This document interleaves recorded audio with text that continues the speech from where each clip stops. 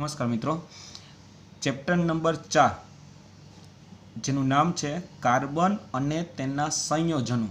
મિત્રો, કેમેસ્ટ્રીની અંદર જો આપણે 5 ચેપ્ટરની વાત કરવાના છીએ, એ 5 ચેપ્ટર પૈકી આપણે 3 ચેપ્ટર પૂર્ણ થઈ ગયા છે. હવે ચોથું ચેપ્ટર છે એનું નામ છે કાર્બન અને તેના સંયોજનો.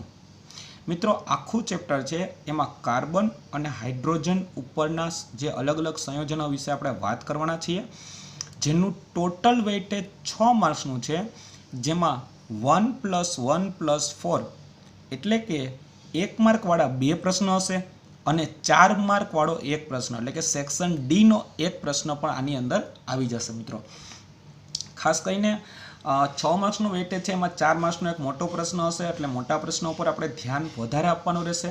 મિત્રો, ખાસ કરીને આ જે ચેપ્ટર છે એની ખાસિયત આપણે જો વાત કરવામાં આવે તો અત્યાર સુધી આપણે રાસાયણિક નામ, સામાન્ય નામ વિશે તો પરિચિત હતા, પરંતુ આ ચેપ્ટરની અંદર એક વધારાના નામ, એટલે કે જે ખાસ કરીને IUPAC નામ આવશે, ઇન્ટરનેશનલ લેવલે જે બોલાતા હોય એના થોડા શબ્દો એ આપણે યાદ રાખવાનો પ્રયત્ન કરશું, કારણ કે એના વિશે આપણે વધારે ડિટેલમાં આગળ ચર્ચા કરશું. હવે જે પહેલો પ્રશ્ન છે મિત્રો, પ્રવૃત્તિ ઉપરનો છે કે રોજિંદા જીવનમાં વપરાતી, રોજિંદા એટલે કે રોજબરોજના જીવનમાં વપરાતી વસ્તુઓ એ કાર્બનની બનેલી છે, તે આપણે સમજાવવાની છે કે આપણે રોજબરોજ કેટલી બધી વસ્તુઓ વાપરતા હોઈએ છીએ, અને એ વાપરતી વસ્તુઓ જે છે એની અંદર મોટા ભાગે કાર્બનનું પ્રમાણ હોય છે. તો એના માટેની પ્રવૃત્તિ તમને 4.1 આપેલી છે. હવે અહીં આપણે શરૂઆતની અંદર તમે જોઈ શકો છો મિત્રો કે એક ટેબલ બતાવેલું છે કે જે ધાતુની બનેલી વસ્તુઓ હોય, કાચ માટીની બનેલી વસ્તુઓ હોય અને અન્ય હોય, તો એવી વસ્તુઓની આપણે યાદી કરવાની છે. આપણે જે સવારથી સાંજ સુધી જે અલગ અલગ વસ્તુઓનો ઉપયોગ કરતા હોય એવી જ. તો અહીં ધાતુની બનેલી વસ્તુઓ છે, એમાં આપણે રસોઈના મોટાભાગના વાસણો છે એ મોટાભાગે આપણે ધાતુમાંથી બનેલા હોય.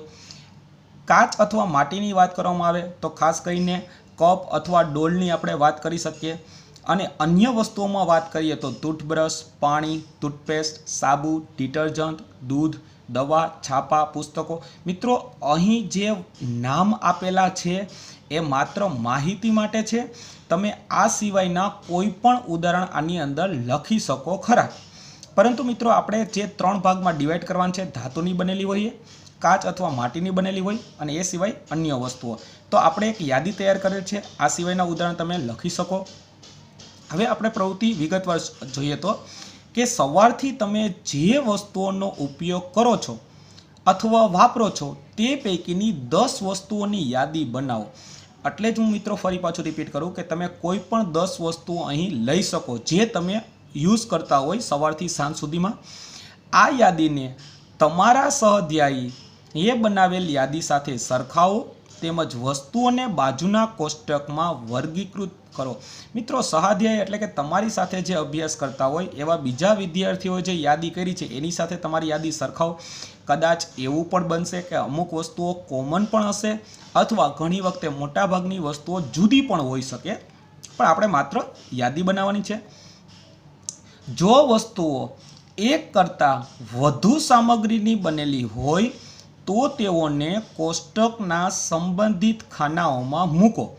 એટલે કે ખાસ કરીને જે તમે વસ્તુઓની યાદી કરી, એ યાદી કરેલ છે એમાં વધુ સામગ્રીની બનેલી હોય તો તેને આપણે અલગ અલગ જે કોષ્ટકમાં ખાના આપેલા છે એની અંદર આપણે વર્ગીકૃત કરવાનું છે. અંતિમ ખાનામાં આવતી તમામ વસ્તુઓ, એટલે કે સૌથી છેલ્લું જે કોલમ છે જેને આપણે અન્ય તરીકે નામ આપેલું છે, એ અંતિમ ખાનામાં આવતી તમામ વસ્તુઓ એ કાર્બનના સંયોજનોમાંથી બનેલી હોય છે. એનો મતલબ એવો થઈ ગયો કે અહીં જેટલી આપણે યાદી કરેલી છે એમાં ક્યાંક ને ક્યાંક કાર્બન રહેલું હશે જ. જો કાર્બનયુક્ત સંયોજનનું દહન કરવામાં આવે તો કાર્બન ડાયોક્સાઇડ ઉત્પન્ન થાય છે. એટલે કે જે આ કાર્બનમાંથી બનેલી વસ્તુઓ હોય અને જો તમે એનું દહન કરો, દહન એટલે કે સળગાવવાની વાત કરે છે, અને દહન છે મિત્રો યાદ છે આપણને કે એમાં ઓક્સિજન સાથે પ્રક્રિયા થાય, તો કાર્બનની તમે ઓક્સિજન સાથે પ્રક્રિયા કરો એટલે કાર્બન ડાયોક્સાઇડ બનતો હોય છે. એના માટે સામાન્ય પ્રક્રિયા આપણને યાદ છે, C+O2 = CO2. તો આ રીતે મિત્રો કાર્બનમાંથી છે એ કાર્બન ડાયોક્સાઇડ ઉત્પન્ન થયો હોય, પરંતુ ખાસ કરીને ક્યારે કે જે આપણે આ યાદી બનાવેલી હતી જેમાં મેક્સિમમ કાર્બન રહેલું હોય અને એ કાર્બનનું જો દહન થાય તો કાર્બન ડાયોક્સાઇડ બને. પછી મિત્રો પ્રશ્ન નંબર 2 છે કે પૃથ્વીના પોપડામાં અને વાતાવરણમાં કાર્બનનું પ્રમાણ જણાવો. પૃથ્વીના પોપડાની અંદર અને આજુબાજુનું જે આપણું વાતાવરણ છે એમાં કાર્બનનું પ્રમાણ કેટલું છે એની વાત કરેલ છે કે અન્ન એટલે કે અનાજ, કપડાં, દવાઓ, પુસ્તકો જેવી તમામ વસ્તુઓ સર્વતોમુખી તત્વ કાર્બન ઉપર આધારિત છે. એટલે કે સર્વતોમુખી એટલે કે સામાન્ય રીતે આ તમામ વસ્તુઓ છે, અનાજ હોય, કપડાં હોય, દવાઓ હોય કે પુસ્તકો, આ તમામની અંદર જો મુખ્ય ઘટક રહેલો હોય તો એ કાર્બન છે. વધુમાં તમામ સજીવ સંરચનાઓ પણ કાર્બન આધારિત હોય છે. એનો મતલબ એવો થઈ ગયો કે આપણી આજુબાજુમાં જે કાંઈ સજીવો આપણે જોઈએ છે, ખુદ આપણે પોતે કે આપણી આજુબાજુમાં જે કાંઈ પ્રાણીઓ જોઈએ, વનસ્પતિઓ જોઈએ કે જીવજંતુઓ જોઈએ, આ તમામની અંદર કાર્બન રહેલું જ હોય છે. પૃથ્વીના પોપડામાં અને વાતાવરણમાં હાજર કાર્બનની માત્રા ખૂબ જ અલ્પ છે. એટલે કે પૃથ્વીના પોપડાની વાત કરીએ એટલે કે પૃથ્વીના અલગ અલગ જગ્યાએ ખોદકામ કરવામાં આવે કે એમાં નીચે સુધી જો વાત કરવામાં આવે પૃથ્વીમાં, તો ત્યાં કાર્બનનું પ્રમાણ અને વાતાવરણમાં કાર્બનની માત્રા એ ખૂબ જ ઓછી હોય છે. પૃથ્વીનો પોપડો ખનિજો સ્વરૂપે માત્ર 0.02% કાર્બન ધરાવે. મિત્રો સમજી લેજો, ખાલી 2% નહીં પણ 0.02% એટલે કે 2%ના પણ 100મો ભાગ એટલું માત્ર કાર્બન છે એ પૃથ્વીના પોપડાની અંદર છે. અને એ કાર્બન પણ સામાન્ય રીતે કાર્બોનેટ, હાઇડ્રોજન કાર્બોનેટ, કોલસો એટલે કે ખનિજ કોલસો અને પેટ્રોલિયમ સ્વરૂપે હોય છે.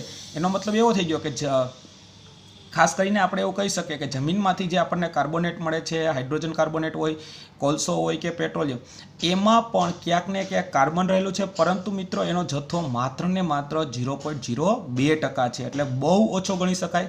અને વાતાવરણમાં એનું પ્રમાણ છે એ માત્ર 0.03% કાર્બન ડાયોક્સાઇડ હોય છે. તો આપણે સમજી શકીએ કે પૃથ્વીના પોપડાની વાત કરવામાં આવે કે વાતાવરણમાં વાત કરવામાં આવે, કાર્બન ડાયોક્સાઇડની માત્રા ખૂબ જ અલ્પ એટલે કે બહુ ઓછી છે. કુદરતમાં આટલી અલ્પ માત્રામાં કાર્બન પ્રાપ્ય હોવા છતાં કાર્બનનું મહત્ત્વ ઘણું છે. મિત્રો કુદરતમાં એટલા માટે વાત કરી છે કારણ કે પૃથ્વીના પોપડાની વાત કરવામાં આવે કે વાતાવરણની વાત કરવામાં આવે, આ બંને કુદરતી છે અને એ કુદરતમાં કાર્બનની માત્રા ખૂબ જ ઓછી છે. એ ખૂબ જ ઓછી હોવા છતાં એનું મહત્ત્વ આ જે છે એ ખૂબ જ અગત્યનું છે. કઈ રીતે એ હવે આપણે જોઈએ. જેમાં ખાસ કરીને પ્રશ્ન નંબર 3 તમને આપ્યો છે, આયનીય સંયોજનના ગુણધર્મો. મિત્રો આયનીય સંયોજન, ખાસ કરીને આયનીય સંયોજનો એટલે કે આયન બનાવતા હોય કે જેની અંદર આપણે ધન આયન અને ઋણ આયન વિશે જે આપણે 8મા 9મા ધોરણમાં પણ અભ્યાસ કરેલો હતો એ ફરી પાછો અહીંયા રિપીટ થશે. આયનીય સંયોજનો કે જેમાં ધન આયન અને ઋણ આયન રહેલા હોય તો એના કેવા કેવા ગુણધર્મો હોય એના વિશે આપણે વાત કરવાની છે. કે સૌપ્રથમ આયનીય સંયોજનો છે તેના ગલન બિંદુ અને ઉત્કલન બિંદુ બંને ઊંચા હોય છે. મિત્રો ખાસ કરીને આ શબ્દ છે એ આપણે ખાસ યાદ રાખી લેશું કે તેના ગલન બિંદુ અને ઉત્કલન બિંદુ ખૂબ જ ઊંચા હોય છે. કારણ કે ગુણધર્મો છે એ સામાન્ય રીતે તમને 2 માર્કના પ્રશ્ન છે એ સ્કૂલ લેવલે પૂછાય તો તમને કામ આવે છે. તો એ પરીક્ષાની અંદર ક્યારેક આપણે અહીંયા ઊંચા શબ્દની જગ્યાએ નીચા મુકાઈ જાય તો આપણો માર્ક્સ છે એ જતો રહે છે, એટલે ધ્યાન આપીએ. બીજું આપ્યું છે મિત્રો કે તેની વચ્ચે આંતર આણ્વીય આકર્ષણ બળો પ્રબળ હોય છે. પ્રબળ એટલે કે ખૂબ જ મજબૂત હોય છે. આંતર આયનીય એટલા માટે કીધું છે મિત્રો કે એક ધન આયન હોય અને બીજો ઋણ આયન હોય. આંતર એટલે વચ્ચે. તો આ જે ધન આયન અને ઋણ આયન વચ્ચેનું આકર્ષણ ખૂબ જ મજબૂત હોય અને મજબૂત હોય એને લીધે એને ઝડપથી આપણે તોડી શકતા નથી. તેઓના જલીય દ્રાવણમાં વિદ્યુતનું વહન કરે છે. એટલે કે આપણે જે આયનીય સંયોજનો લેશું, આગળ ઉદાહરણ ઘણા બધા આવશે, એ આયનીય સંયોજનોમાંથી કોઈ પણ આયનીય સંયોજન છે એને જો પાણીમાં ઓગાળવામાં આવે એટલે કે જલીય દ્રાવણ બનાવવામાં આવે તો એ વિદ્યુતનું વહન કરે છે. જેમ કે એક સામાન્ય તમને ઉદાહરણ આપી શકું મિત્રો કે મીઠું છે એની અંદર ધન આયન અને ઋણ આયન રહેલો છે. ધન આયન તરીકે Na+ અને ઋણ આયન તરીકે Cl-. તો એ જે ધન આયન અને ઋણ આયન છે એટલે કે મીઠું છે એ મીઠામાંથી વિદ્યુતનું વહન નથી થતું, પરંતુ એ મીઠાને જો આપણે પાણીમાં ઓગાળવામાં આવે અને એમાંથી જો વિદ્યુત પ્રવાહ પસાર કરવામાં આવે તો એ વિદ્યુતનું વહન કરી શકે. એટલા માટે લખ્યું છે કે તેના જલીય દ્રાવણમાં વિદ્યુતનું વહન કરે છે. ત્યાર પછી મિત્રો આગળનો ગુણધર્મો જોઈએ તો તેઓ મોટા ભાગે ઘન અવસ્થા ધરાવે છે. મિત્રો સામાન્ય રીતે આયનીય સંયોજનો છે એ પ્રવાહી કે વાયુ અવસ્થા હોતી નથી, માત્ર ઘન અવસ્થા ધરાવે છે અને તેઓ સામાન્ય રીતે પાણીમાં સુદ્રાવ્ય હોય છે. એટલે કે આયનીય સંયોજનો કોઈ પણ લેશું એને જો પાણીમાં ઓગાળવામાં આવે તો સંપૂર્ણપણે ઓગળી જાય છે, એટલા માટે સુદ્રાવ્ય હોય છે. તો આ રીતે મિત્રો એના આપણે 4-5 ગુણધર્મો જોયા. શક્ય હોય એટલા આપણે બધાય ગુણધર્મો આપણે યાદ રાખવાનો પ્રયત્ન કરશું. હવે આવે છે મિત્રો પ્રશ્ન નંબર 4, સહસંયોજક એટલે કે કાર્બન સંયોજનના ગુણધર્મો જણાવો. મિત્રો અત્યાર સુધી જે જોયા એ આપણે આયનીય સંયોજનના ગુણધર્મો જોયા. હવે આવે છે સહસંયોજક સંયોજનના ગુણધર્મો. તો એની અંદર તમને કોષ્ટક આપેલું છે. એ કોષ્ટકની અંદર તમને સંયોજન આપેલા છે, એના ગલનબિંદુ આપેલા છે અને ઉત્કલન બિંદુ. મિત્રો કોષ્ટક છે એ યાદ રાખવાનો આપણે પ્રયત્ન કરશું, કારણ કે એની અંદર તમને અણુસૂત્ર પણ આપેલા છે અને એના ઉત્કલન બિંદુ અને ગલન બિંદુ આપેલા છે. પરંતુ મિત્રો જે ગલન બિંદુ અને ઉત્કલન બિંદુ આપેલા છે એ તમને સામાન્ય રીતે કેલ્વિનમાં આપેલા છે. ખાસ નોંધી લેશું, સેન્ટીગ્રેડમાં નથી. કારણ કે પરીક્ષામાં ક્યારેક એવું પણ બનતા હોય છે કે કેલ્વિનમાંથી સેન્ટીગ્રેડમાં પણ ફેરવીને પૂછતા હોય છે. તો એ વખતે ખાસ ધ્યાન રાખવાનું કે કેલ્વિનમાંથી જો સેન્ટીગ્રેડમાં પૂછે તો તમારે આમાંથી જે આ તમને આંકડા અહીંયા આપેલા છે એમાંથી તમારે 273 બાદ કરવાના હોય છે. એ ખાસ નોંધી લેશું. હવે સંયોજનની વાત કરવામાં આવે તો પહેલું આપ્યું છે એસિટિક એસિડ, જેનું અણુસૂત્ર છે CH3COOH. ફરી પાછું રિપીટ કરું છું, CH3COOH. આ ખાસ અણુસૂત્ર આપણે યાદ રાખી લેશું, કારણ કે આના વિશે વર્ણન આગળ આપણે ભણવાના છીએ. તો એસિટિક એસિડ છે એનું ગલન બિંદુ છે એ 290 છે અને ઉત્કલન બિંદુ છે એ 391 કેલ્વિન છે. અને આમ પણ મિત્રો ગલન બિંદુ કરતાં ઉત્કલન બિંદુ હંમેશા વધારે જ હોય છે, એ નોંધી લેશું. પછી આપ્યું છે મિત્રો ક્લોરોફોર્મ, જેનું અણુસૂત્ર CHCl3, જેનું ગલન બિંદુ 209 કેલ્વિન છે અને ઉત્કલન બિંદુ છે 334 કેલ્વિન. ત્યાર પછી ઇથેનોલ છે અને ઇથેનોલનું અણુસૂત્ર છે CH3CH2OH. ખાસ કરીને જ્યારે આપણે ક્રિયાશીલ સમૂહ ભણશું ત્યારે આના વિશે આપણે ડિટેલમાં અભ્યાસ કરવાના છીએ. ઇથેનોલ, જેનું અણુસૂત્ર ફરી પાછું રિપીટ કરું, CH3CH2OH. મિત્રો કોઈ પણ ઇથેનોલ હોય, મિથેનોલ હોય, પ્રોપેનોલ હોય, એવા ઘણા બધા શબ્દ આવશે જેમાં પાછળ નોલ શબ્દ લાગેલો હોય. હવે જ્યારે પણ નોલ શબ્દ લાગેલો હશે ત્યારે મિત્રો પાછળ OH ફરજિયાત આવશે. આ અણુસૂત્ર છે એને બીજી રીતે પણ આપણે દર્શાવી શકીએ. આનું બીજું અણુસૂત્ર આવું રીતે લખી શકીએ કે અહીં C2 છે એટલે કે C2 અને H3+2 એટલે 5 થઈ ગયા. તો અણુસૂત્ર એવું પણ બની શકે C2H5, પણ પાછળ તો આ OH છે એને ક્યાંય ગણવાનો નથી એટલે એને છેલ્લે રાખવો પડે. એટલે બીજું અણુસૂત્ર C2H5OH પણ લખી શકો, જેનું ગલન બિંદુ 156 કેલ્વિન અને ઉત્કલન બિંદુ 351 કેલ્વિન. ત્યાર પછી મિત્રો સામાન્ય રીતે આપણને ખબર છે હાઇડ્રોકાર્બનની અંદર પહેલો ઘટક છે મિથેન, જે ગેસ તરીકે ઉપયોગ થતો હોય છે, જેનો ગલન બિંદુ છે એ 90 કેલ્વિન અને ઉત્કલન બિંદુ છે 111 કેલ્વિન છે. હવે જો એના ગુણધર્મો વિશે વાત કરવામાં આવે તો સૌપ્રથમ તેના ગલન બિંદુ અને ઉત્કલન બિંદુ પ્રમાણમાં નીચા હોય છે.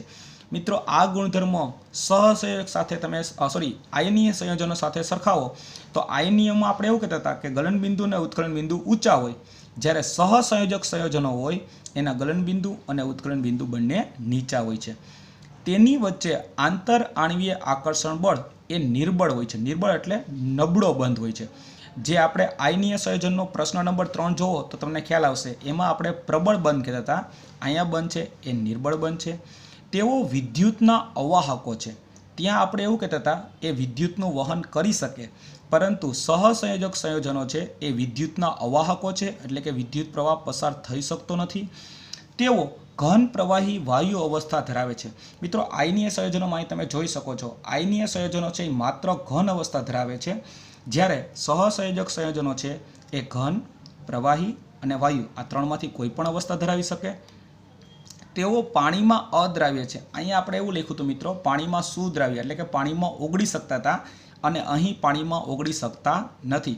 પરંતુ કાર્બનિક દ્રાવકોમાં તે દ્રાવ્ય હોય છે, એટલે કે કાર્બનિક સંયોજનો હશે એની અંદર જે દ્રાવક બનાવેલું હશે એની અંદર તે ઓગળી જતા હશે, એટલે કે દ્રાવ્ય હશે. તો આની ઉપરથી મિત્રો આપણે એવું કહી શકીએ કે પ્રશ્ન નંબર 3 અને પ્રશ્ન નંબર 4 એ એકબીજાથી ઓપોઝિટ આપી દીધા, વિરોધી આપેલા છે. કારણ કે પ્રશ્ન નંબર 3 હતો એ આયનીય સંયોજનના ગુણધર્મ હતા, અને પ્રશ્ન નંબર 4 છે એ સહસંયોજકના ગુણધર્મો છે.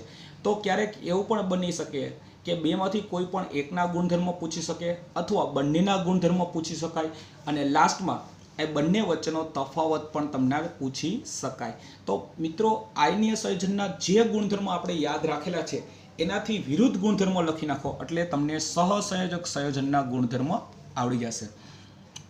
ત્યાર પછી મિત્રો પ્રશ્ન નંબર 5 આપેલો છે કે કાર્બનની ચતુસંયોજકતા સમજાવો. હવે મિત્રો કાર્બનની ચતુસંયોજકતા, ચતુ એટલે કે 4 સંયોજકતા. હવે આપણને પ્રશ્ન એ થશે કે 4 સંયોજકતા કઈ રીતે? તો એના માટે સૌપ્રથમ આપણે એવું યાદ રાખીએ કે કાર્બન છે એનો પરમાણુ ક્રમાંક આપણને યાદ રાખીએ. જો પરમાણુ ક્રમાંક આપણને યાદ હશે તો ઇલેક્ટ્રોન રચના યાદ રહી જશે, અને ઇલેક્ટ્રોન રચના ઉપરથી આપણે કહી શકાય કે કોઈ પણ કાર્બન હોય એની સંયોજકતા છે એ સામાન્ય રીતે 4 હોય. કઈ રીતે જોઈએ આપણે?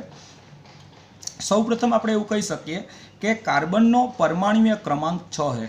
આપણને ખબર છે મિત્રો કે આપણે 8મા ધોરણથી એવું ભણતા આવીએ છીએ કે સામાન્ય રીતે આપણે 1 થી 20 તત્વો વિશે વાત કરીએ તેમાં કાર્બન છે એ 6ઠા નંબર ઉપર આવેલો છે, એટલે કે પરમાણુય ક્રમાંક 6 છે. તેથી તેની ઇલેક્ટ્રોન રચના 2 અને 4 થાય. પહેલી કક્ષામાં 2 અને બીજી કક્ષામાં 4. આ બેનો સરવાળો કરો એટલે 6 થઈ ગયા. હવે બાહ્યતમ કક્ષા છે, આને બાહ્યતમ કક્ષા કહેશું અથવા સંયોજકતા કક્ષા કહીએ, કે જેમાં 4 ઇલેક્ટ્રોન છે. કાર્બનનો પરમાણુ તેની બાહ્યતમ કક્ષામાં 4 ઇલેક્ટ્રોન ધરાવે છે. સૌથી બહારની કક્ષા છે એમાં 4 ઇલેક્ટ્રોન છે. કોઈ પણ તત્વોની પ્રતિક્રિયાત્મકતા અથવા સક્રિયતા સંપૂર્ણ ભરાયેલ કક્ષા એટલે કે નિષ્ક્રિય વાયુ જેવી રચના પ્રાપ્ત કરવાની વૃત્તિને આધારે સમજાવી શકાય છે. મિત્રો આ વાક્ય આપણે થોડુંક ટ્વિસ્ટેડ છે, એને એવું કઈ રીતે સમજીએ કે સામાન્ય રીતે નિષ્ક્રિય વાયુ કોઈ પણ બનાવવા માટે એની બાહ્યતમ કક્ષામાં 8 ઇલેક્ટ્રોન હોવા જોઈએ. બાહ્યતમ કક્ષામાં 8 ઇલેક્ટ્રોન હોય એટલે એને નિષ્ક્રિય વાયુ કહી શકાય. જેમ કે અહીં આપણે ફરી પાછું રિપીટ કરું કે તત્વની સંપૂર્ણ ભરાયેલ બાહ્યતમ કક્ષા. હવે સંપૂર્ણ, જો મિત્રો અહીંયા 4 ઇલેક્ટ્રોન છે, હવે 4 ઇલેક્ટ્રોન છે તો એને નિષ્ક્રિય વાયુ બનવા માટે શું કરવું પડશે કે આ 4 ઇલેક્ટ્રોન એને ગુમાવવા પડશે, અથવા 4 ઇલેક્ટ્રોન બીજાના મેળવવા પડશે. તો એ જે 4 ઇલેક્ટ્રોન ગુમાવે છે અથવા મેળવે છે ત્યારે એ નિષ્ક્રિય વાયુ જેવી રચના પ્રાપ્ત કરે. આયનીય સંયોજનની રચના કરતા તત્વો નિષ્ક્રિય વાયુ જેવી રચના એ બાહ્યતમ કક્ષામાં રહેલા ઇલેક્ટ્રોન મેળવી અથવા ગુમાવીને પ્રાપ્ત કરે છે. એનો મતલબ એવો થઈ ગયો કે આપણે જે કાંઈ તત્વો જોઈએ છીએ અને જેની બાહ્યતમ કક્ષામાં 4 ઇલેક્ટ્રોન હોય તો કા 4 ઇલેક્ટ્રોન એ કાંઈ ગુમાવતું હશે અને કા 4 ઇલેક્ટ્રોન મેળવતું હશે. એ જે મેળવે કે ગુમાવે ત્યારે તે નિષ્ક્રિય વાયુ જેવી રચના પ્રાપ્ત કરતી હોય છે. ફરી પાછું રિપીટ કરું કે નિષ્ક્રિય વાયુ એટલે કે સામાન્ય રીતે એની કક્ષા છે એ સંપૂર્ણ પૂર્ણ થઈ જતી હોય છે, એટલે એને આપણે નિષ્ક્રિય વાયુ કહેશું.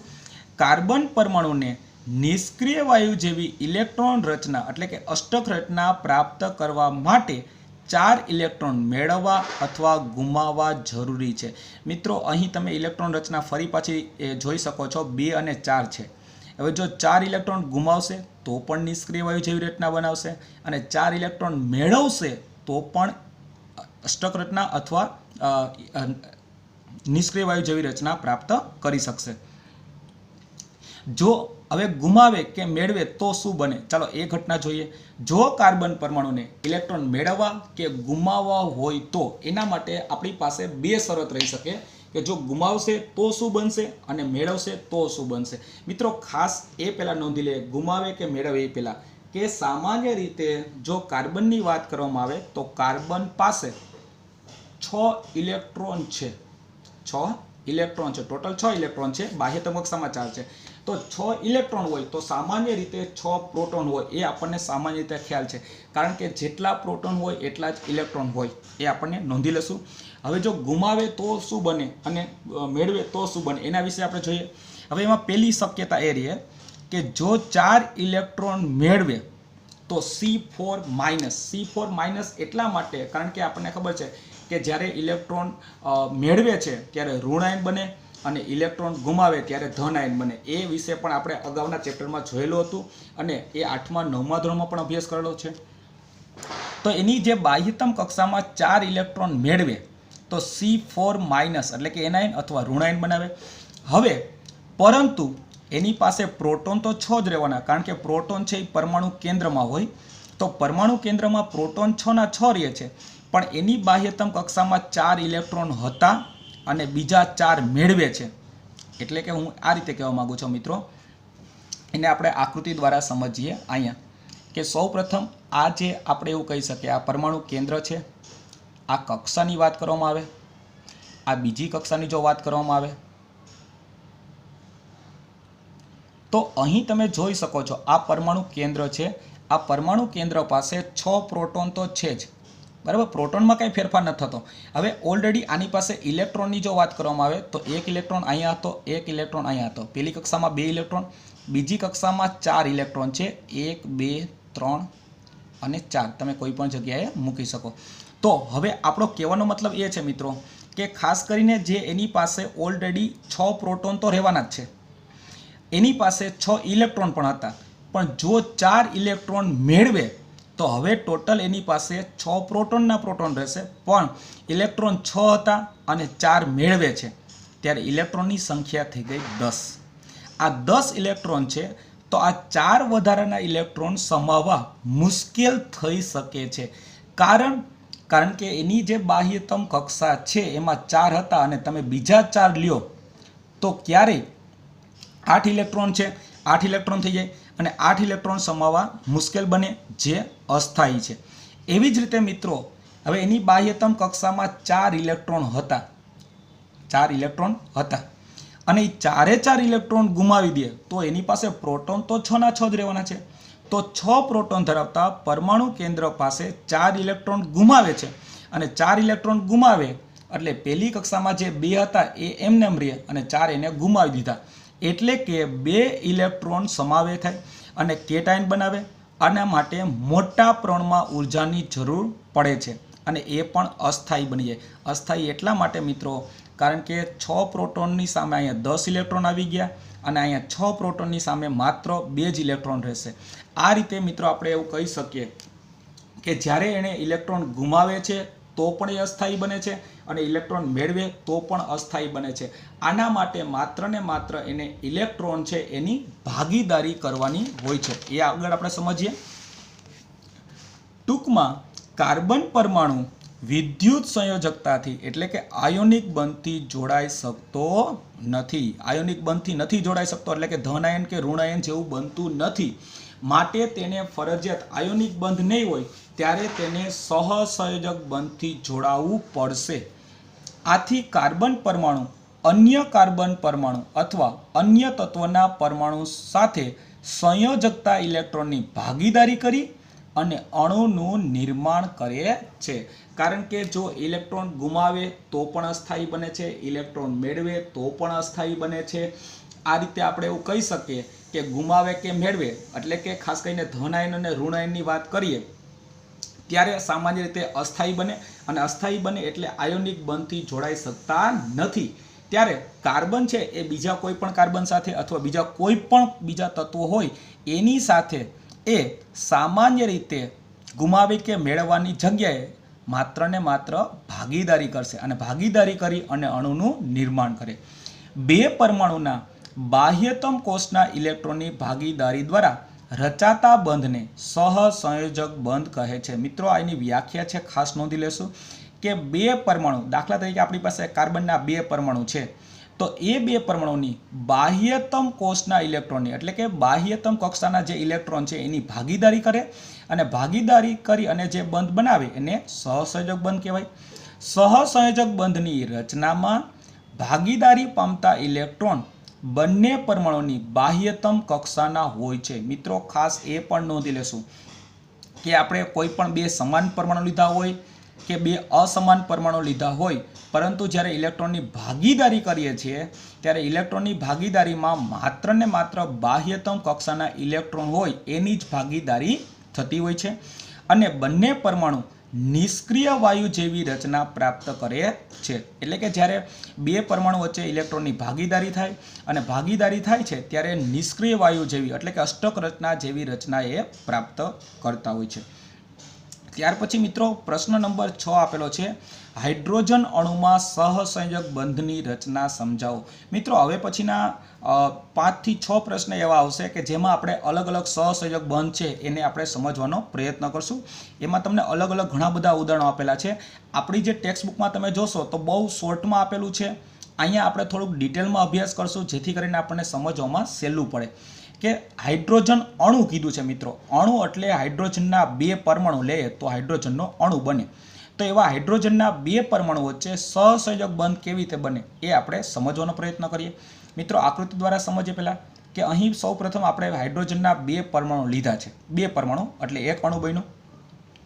હવે હાઇડ્રોજન છે એ પહેલા નંબરનું તત્વ છે એટલે કે આની પાસે એક ઇલેક્ટ્રોન છે, આની પાસે એક ઇલેક્ટ્રોન છે. હવે બંને એક એક ઇલેક્ટ્રોન છે એની ભાગીદારી કરે. આ ઇલેક્ટ્રોન છે આની સાથે ભાગીદારી કરે અને બીજો છે એ પહેલા સાથે, એટલે કે એક એક ઇલેક્ટ્રોનની ભાગીદારી થઈ. અને જ્યારે એક એક ઇલેક્ટ્રોનની ભાગીદારી થાય ત્યારે અહીંયા જે તમને વચ્ચે આડી લીટી બતાવે છે આ લીટી નથી મિત્રો, આને સહસંયોજક બંધ કહેવાય. અને અહીં બંને વચ્ચે એક એક ઇલેક્ટ્રોનની ભાગીદારી થઈ એટલે સહસંયોજક એક બંધ બનશે. જેમ જેમ તમે આગળ ઉદાહરણ જોશો એમ તમને ખ્યાલ આવશે કે ક્યારેક એવું પણ બનશે કે બે ઇલેક્ટ્રોનની ભાગીદારી થાય ત્યારે અહીંયા બે બંધ બનશે અને જો 3 ઇલેક્ટ્રોનની ભાગીદારી થાય તો અહીંયા 3 બંધ બને. હવે કઈ રીતે બને છે એ આપણે વર્ણન દ્વારા સમજીએ કે હાઇડ્રોજનનો પરમાણુય ક્રમાંક 1 છે એ આપણને ખ્યાલ છે. તેથી હાઇડ્રોજન તેની બાહ્યતમ કક્ષા એટલે કે કે, કારણ કે આપણે ખબર છે 4 કક્ષા હોય છે કે એલ એમ એન. પહેલી કક્ષા કે, બીજી એલ, ત્રીજી એમ અને ચોથી એન. તો હાઇડ્રોજનનો પરમાણુ ક્રમાંક ઓલરેડી એક જ છે એટલે એની પાસે માત્ર પહેલી જ કક્ષા હશે કે કક્ષા. એમાં એક ઇલેક્ટ્રોન ધરાવે અને કે કક્ષાને ભરવા માટે વધુ એક ઇલેક્ટ્રોનની આવશ્યકતા હોય છે, કારણ કે આપણને ખબર છે કે પહેલી કક્ષામાં વધુમાં વધુ 2 ઇલેક્ટ્રોન રહી શકે. હવે 2 રહેવા માટે એની પાસે એક ઇલેક્ટ્રોન હતો એટલે બીજા એક ઇલેક્ટ્રોનની એને વધારે જરૂર પડે. તેથી 2 હાઇડ્રોજન પરમાણુ તેના એક એક ઇલેક્ટ્રોનની ભાગીદારી કરી અને હાઇડ્રોજનનો અણુ બનાવે છે. તો આનો મતલબ એવો થઈ ગયો, આની પાસે એક ઇલેક્ટ્રોન હતો એટલે આ અપૂર્ણ ગણાય, આની પાસે એક ઇલેક્ટ્રોન હતો એટલે આ અપૂર્ણ ગણાય. પણ એક એક ઇલેક્ટ્રોનની ભાગીદારી થઈ તો તમે જોઈ શકો આ પહેલો રાઉન્ડ છે એની ઉપરથી આપણે કહી શકીએ કે આ હાઇડ્રોજન પાસે 2 ઇલેક્ટ્રોન થઈ ગયા. હવે આ રાઉન્ડની જો વાત કરવામાં આવે તો આની પાસે 2 થઈ ગયા. હકીકતે મિત્રો બંને એક એક ઇલેક્ટ્રોનની અહીંયા ભાગીદારી કરે છે અને ભાગીદારી કરી અને હાઇડ્રોજનનો અણુ એટલે કે H2 બનાવે છે. પરિણામે હાઇડ્રોજનનો પ્રત્યેક પરમાણુ તેના નજીકના નિષ્ક્રિય વાયુ હિલિયમ જેવી ઇલેક્ટ્રોન રચના પ્રાપ્ત કરે છે, કારણ કે એને ભાગીદારી કરી બંને હાઇડ્રોજન પરમાણુ એટલે નજીકનો નિષ્ક્રિય વાયુ હિલિયમ. કારણ કે હિલિયમ એટલા માટે શબ્દ વાપર્યો છે કારણ કે આપણે જ્યારે તત્વોને ક્રમમાં ગોઠવીએ તો એનું સૂત્ર છે હા હી લી બેબો કાના ઓફ ની સ. તો એમાં હા પછી હી આવે અને હી એટલે હિલિયમ. હિલિયમ છે એ બીજા નંબરનો છે અને હિલિયમ છે એની પાસે બીજા નંબરનો પરમાણુ હોવાને કારણે એની પાસે 2 ઇલેક્ટ્રોન હોય એટલે કે હિલિયમ જેવી રચના, કારણ કે અહીંયા 2 ઇલેક્ટ્રોન થઈ ગયા એટલે હિલિયમ પાસે પણ 2 છે એટલે કે હિલિયમ જેવી રચના પ્રાપ્ત કરે. તેથી કે કક્ષામાં 2 ઇલેક્ટ્રોન ધરાવે છે. આપણે તેનું નિરૂપણ ટપકા અથવા ચોકડીઓ કરી અને સંયોજકતા ઇલેક્ટ્રોન દર્શાવી શકીએ છીએ. મિત્રો અહીં તમે ચોકડીની નિશાની કરી શકો અથવા ટપકાની નિશાની પણ કરી શકો. આપણે તેનું નિરૂપણ ટપકા અથવા ચોકડીઓ કરીને સંયોજકતા ઇલેક્ટ્રોન દર્શાવી શકીએ છીએ. ભાગીદારી પામેલા ઇલેક્ટ્રોનની જોડ એ 2 હાઇડ્રોજન પરમાણુ વચ્ચે એકલ બંધ રચે છે. અહીં બંને હાઇડ્રોજન પરમાણુ વચ્ચે એક એક ઇલેક્ટ્રોનની ભાગીદારી થઈ, એને લીધે બે હાઇડ્રોજન પરમાણુ વચ્ચે એકલ બંધ એટલે કે એક સિંગલ બોન્ડ બન્યો છે, કારણ કે એક ઇલેક્ટ્રોન. જો બે ઇલેક્ટ્રોન કે ત્રણ ઇલેક્ટ્રોનની ભાગીદારી થઈ હોત તો અહીંયા દ્વિબંધ અથવા ત્રિબંધ આવી શકે. પરંતુ મિત્રો એ જે દ્વિબંધ અને ત્રિબંધ કઈ રીતે બને છે એ માત્ર ને માત્ર બાહ્યતમ કક્ષાના ઇલેક્ટ્રોન ઉપરથી આપણે આગળના ઉદાહરણ દ્વારા સમજશું, જે હવે પછીના લેક્ચરમાં આપણે જોવાનો રહેશે. આભાર.